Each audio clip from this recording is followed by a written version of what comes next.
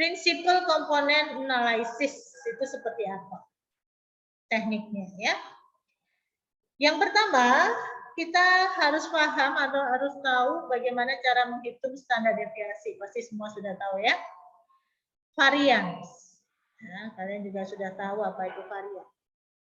Nah, yang berikutnya adalah kovarian. Apa bedanya varian dengan kovarian? Ada yang tahu statistik? Kalian pasti sudah tahu kalau varian, ya. Tapi kovarian apa bedanya? Ada yang punya ide? Bedanya adalah kalau varian itu hanya menghitung satu data. Kalau dalam data saja berarti satu dimensinya, satu fitur saja. Nah, tapi kalau kovarian di situ berarti ada dua data dan ini kita ukur hubungannya. Variasi antar data dari dua kelompok data. Itu yang disebut dengan kovarian. Ada dua data. Ya. Maka rumus dari kovarian di sini dia yang pertama yang perlu diperhatikan bahwa kovarian XY itu sama dengan kovarian YX. Jadi ini bolak-balik sama. Nah, rumusnya itu adalah kovarian XY itu adalah data dikurangi dengan data X ya. Data X untuk data X dikurangi dengan min-nya, data Y dikurangi dengan min-nya. Hampir sama seperti varian kan? Hanya bedanya kalau varian itu kan untuk datanya di satu X kan, X saja, Y di Y saja. Ini kan sebenarnya sama. Ini kalau kuadratnya saya hilangkan, kan sama saja dengan ya diulang kan? Nah, kalau ko berarti ininya yang kita ganti. Ko, jadi hanya itu saja sebenarnya. Ya. Nah, kita nanti juga akan berhubungan dengan matrik kovarian. Jadi kalau matrik kovarian itu adalah hubungan dari semua atribut data. Jadi semua atribut data. Kalau misalkan data kita punya 3 atribut, berarti 3 dimensi ya, maka nanti kita akan mencari semua hubungan antara X ke Y, X ke Z, X ke X, Y ke Z, Y ke X, dan semuanya. Nah, itu bisa kita gambarkan dengan menggunakan matrik kovarian. Jadi matrik kovarian itu kalau datanya 3 ya berarti ukurannya 3 kali 3 ya. Dan ini kita kalau gambarkan ya kita bisa gambarkan seperti ini. Ya. Jadi ini X dengan X, X dengan Y, X dengan Z. Nah, berdasarkan sifatnya, karena dia bisa bolak-balik, nah, maka dia bentuk matriknya adalah matrik yang simetris. Ya, nilai yang di sini akan sama dengan nilai yang di sini. Nilai yang di sini akan sama dengan nilai yang di sini. Ya kan? Simetris. Kemudian yang diagonalnya ini sama dengan nilai varians. Karena dengan dirinya sendiri kan? Dengan dirinya sendiri berarti dia sama dengan varian. Nah, itu bentuk dari matrik kovarians. Nah, sekarang tadi sudah saya tanyai eigenvalue, eigenvektor sudah pernah, ya kan? Apa yang dimaksud dengan eigenvalue, eigenvektor? Ada yang ingat? Jadi eigenvalue itu kalau kita dari sebuah matrik, jadi di sini kita acuannya adalah sebuah matrik, itu adalah sebuah bilangan real, ya, di mana dia berlaku matrik tersebut kalau dikalikan dengan sebuah vektor, itu nilainya akan sama dengan nilai eigen ini kalau dikalikan dengan vektor E. Nah, vektor ini yang disebut dengan eigenvektor. Eigenvektor ya. Kita lihat contohnya ini. Nah, ini ya. Ada matriks seperti ini. Nah, di sini dia dikatakan punya dua nilai eigen, yaitu 1 dan 2. Dan di mana dia bersesuaian dengan vektor eigen E1 dan E2. Ini bisa dibuktikan bahwa tadi M dikalikan dengan E itu harus sama dengan lambda dikalikan dengan M. Misalkan kita ambil yang E pertama ya. 0,2 dikalikan dengan E 1, 0, E1. Ya. Ini harus sama dengan lambda 1 dikalikan dengan E. Benar tidak? Kalau ini terbukti benar, berarti benar bahwa itu adalah nilai eigen dan vektor eigen. Perkalian matriks 1 kali 1, 0 kali 0 berarti 1. 0 kali 1, 2 kali 0. Ini skalar berarti 1 kali ini berarti 1. Benar ya? Nah, yang perlu diperhatikan, satu matrik yang ukurannya 2 kali 2 ini, maka dia akan menghasilkan 2 vektor eigen dan 2 nilai eigen dan 2 vektor eigen yang bersesuaian. Ya. Ini nanti yang akan kita gunakan untuk principal component analysis. Nah, cara untuk mendapatkan eigenvektor dan eigenvalue bagaimana? Ini contohnya ya, contoh saja. Nanti kalau yang ukuran besar dan lebih besar nanti akan berbeda. Kita lihat, misalkan kita punya matriks seperti ini. Kita mau mencari nilai eigenvektor dan eigenvalue, kan nggak mungkin dicoba-coba kan? Nah, maka langkah pertama kita cari dulu eigenvalue dengan menggunakan rumus bahwa A dikurangi I kali lambda, determinannya itu sama dengan 0. I ini apa? I ini adalah matriks identitas. Matriks identitas itu apa? Ya, semuanya 1 ya, di kalau 3 kali 3 ya tinggal kita sesuai. Nah, sehingga kalau kita hitung di sini A-nya itu adalah ini kan. Kemudian I kali lambda kan berarti sama dengan lambda kan, lambda di tengah ini ya. Kan kalikan 1. Maka kan jadi seperti ini. A min 1 dikurangi lambda kan gitu jadi ini. Ininya tetap 6 karena di sini 0 kan. Di sini tetap 12. Yang berubah hanya yang di tengah atau diagonalnya ya. Determinan itu apa? Kalau determinan 2 kali 2 kan gampang ya. Misalkan kita punya A, B, C, D. Kalau determinan kan sama dengan AD min BC kan gitu. Tapi kalau 3 kali 3, ini ada beberapa teknik yang bisa kita cari. Ini minus plus.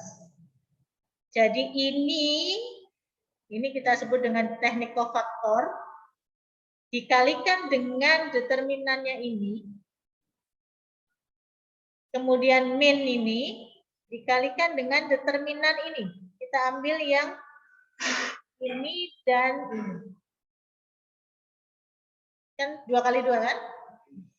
Lalu yang terakhir plus. Jadi plus minus plus. Ini min 12 dikalikan dengan yang di sini. Nah, Jadi kita nanti akan dapatkan 3 persamaan. Yang pertama dulu, min 1 kalikan min lambda, ya, lalu dikalikan dengan determinan di situ. Nah, min 1 min lambda dikalikan determinan ini kan, min 13 min lambda kali 20 min lambda dikurangi kan gitu ya. Min BC kan? BC-nya adalah min 270 sehingga di sini jadi plus. Lalu min 6, ini kan min 6. Ini dikalikan ini. Matriknya yang kita ambil ini. Ya kan? Berarti kan 0 dikalikan 20, lalu 30 dikalikan 0. Kan? Berarti 0 dikurangi 0. Ini kan berarti 0 ya. Lalu min 12. Nah, kita ambil di sini. Kebetulan juga 0 semua kan? Berarti ini boleh dihapus. Jadi tinggal ini. Nah, kemudian kita lakukan proses faktorisasi dan seterusnya matematika. Kita akan dapatkan dari sini lambda 1 adalah min 1, lambda 2 adalah 2, lambda 3 adalah 2. Inilah yang disebut dengan eigenvektor dari matrik tersebut. Kok eigenvektor? Eigenvalue. Lambda 1, lambda 2 itu adalah eigenvalue.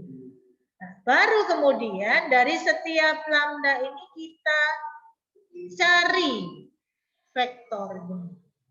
Dengan memasukkan kan, sama dengan 0, maka kita nanti akan dapatkan V1, V2, V3. Nilai dari vektornya. Kita dapatkan, ini vektor 2, ini vektor 3.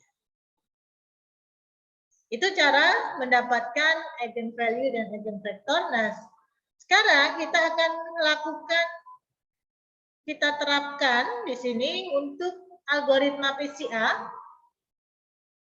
Dalam algoritma PCA ini, langkah pertama adalah mengekstraksi data terlebih dahulu. Berarti mengambil data ya. Saya hanya memberi contoh yang kecil aja. Data ini punya 2 dimensi, X dan Y. Dimensinya hanya 2. Nanti kalau kita reduksi ya tinggal 1. Lalu yang kedua, nah ini normalisasi. Nah, normalisasi paling simple itu adalah mengurangkan dengan min.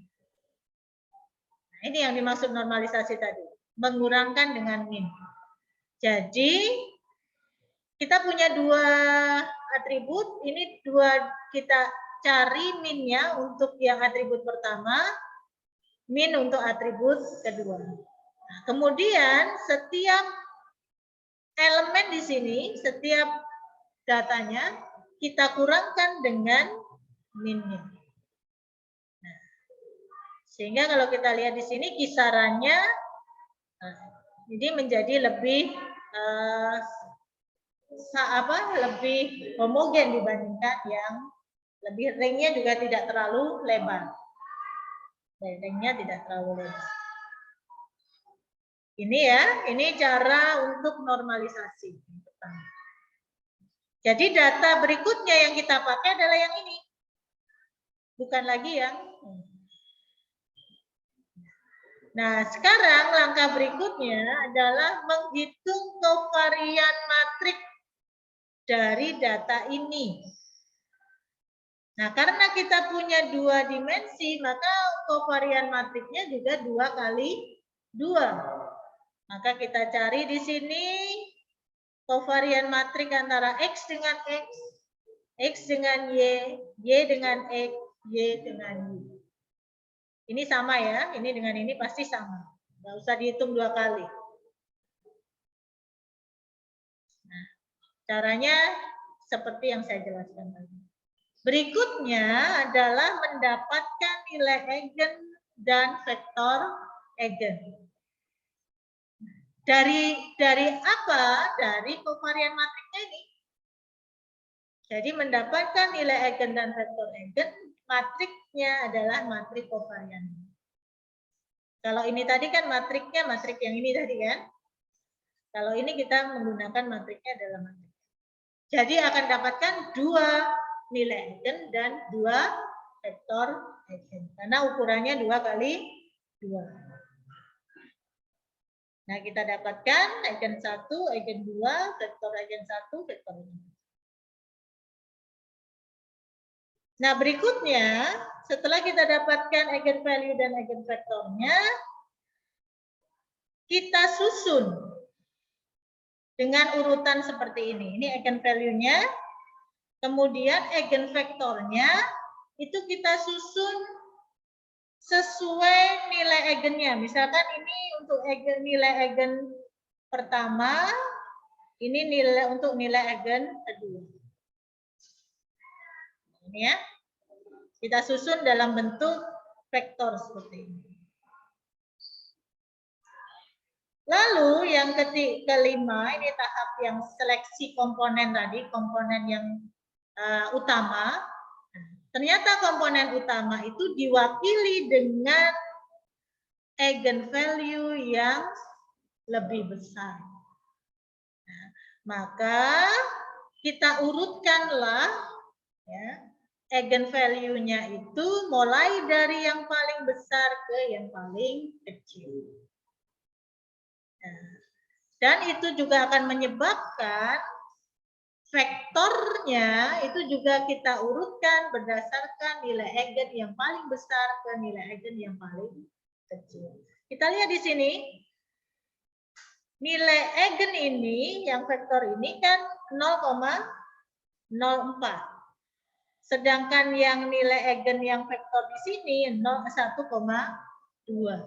Mana yang lebih besar? 1,2. Maka kita rubah urutannya. Yang awal di sini adalah yang 1,2. Berarti ini kita tukar. Jadi yang kita tukar itu eigenvektornya ya, sesuai dengan urutan dari eigenvalue-nya. Nah, sehingga berubah menjadi. Kalau ada banyak ya sama aja kita urutkan seperti itu. Lalu setelah itu, nah ini kita mau mengambil jadi berapa? Kita mau ngambil jadi berapa? Kita misalkan di sini dari 2 kita reduksi menjadi 1, maka kita ngambil cukup 1 vektor saja. Nah, misalkan nanti di sini itu ada banyak, ada 5 gitu misalkan ya. Lalu kita mau rubah dia menjadi 2 dimensi saja, maka yang kita ambil cukup yang 2 paling besar saja. Seperti itu. Ya. Nah, ini berarti yang kita ambil yang paling besar saja.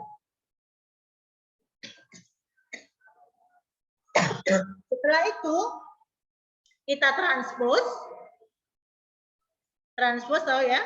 Dari baris menjadi kolom, kolom menjadi baris. Nah, ini kita transpose menjadi baris seperti ini. Nah, lalu kita kalikan dengan data awal tadi. Perkalian matrik. Kita kalikan dengan data yang ini tadi. Sehingga jadilah ini. Ini kan tadi yang vektor eigennya dikalikan dengan ini tadi kita buat menjadi bentuk seperti ini. Ditranspos juga. Ya. Ini X1, ini X, ini Y. Nah, perkalian.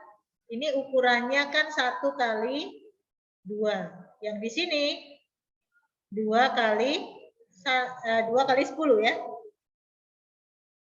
Maka hasilnya adalah 1 kali 10. Ini hasilnya. Nah, inilah hasilnya. tinggal satu dimensi. Dari 2 dimensi menjadi 1 dimensi. Ini kayak saya bilang caranya ada 7 langkah tadi ya. Mulai dari merubah data sampai mendapatkan hasil.